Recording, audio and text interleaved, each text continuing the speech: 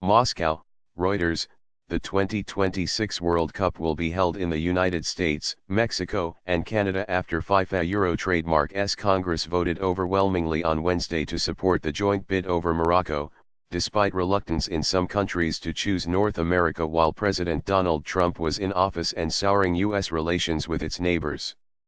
Trump, who has called for a wall to be built on the U.S. southern border with Mexico to stem illegal immigration and just days ago attacked Canadian Prime Minister Justin Trudeau on trade issues, praised the outcome as the result of a great deal of hard work on his Twitter feed.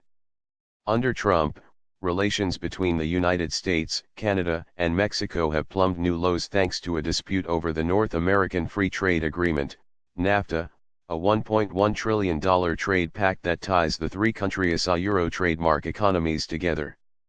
The North Americans pledged their tournament would generate an $11 billion profit, which would be a financial shot in the arm for soccer Euro trademark's world governing body FIFA, which has been rocked by a corruption and bribery scandal in the last 3 years that ensnared top officials. Morocco, which has now failed in 5 bids to host the World Cup, said theirs would make $5 billion. Although it will be the first World Cup to be hosted by 3 nations, the vast majority of matches will be held in the United States.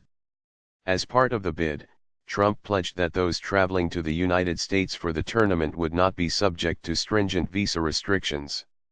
Even if Trump were to be elected for a second 4-year term in 2020, he would not be president when the World Cup kicks off in 2026.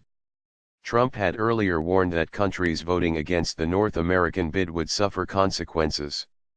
The president has regularly assailed world leaders like Germany Euro trademark's Angela Merkel and France Euro trademark's Emmanuel Macron for a ripping Euro America off over trade.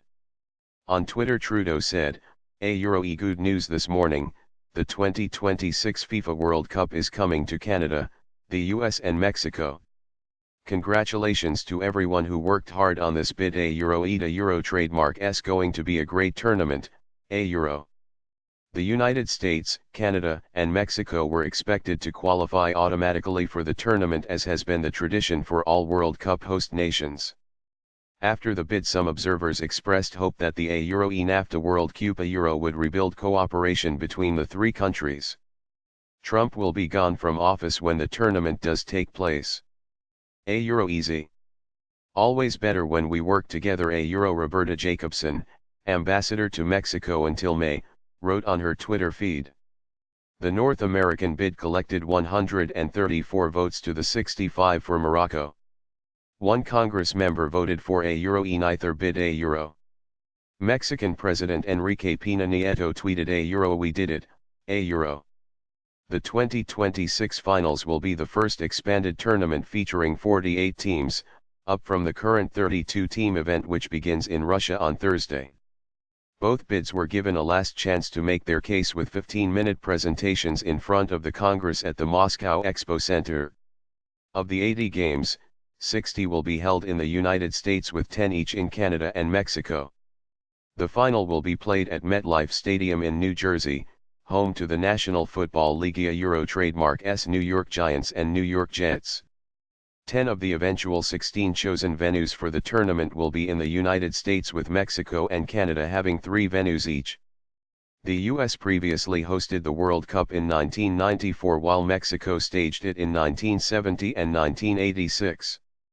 Canada has never staged a MENA Euro trademark's World Cup, but it did hold the Women Euro trademark's tournament in 2015.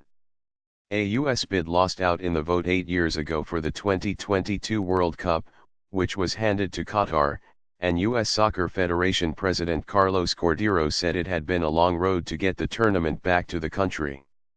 It was overwhelmingly emotional for everyone, not just for myself. A lot of very hard work and effort has gone into this campaign. We ran and lost 8 years ago. We appreciated that as much as you can do. You are not guaranteed victory, he said. The Moroccan bid had expected a closer result, and some of their backers felt they had been let down by potential allies.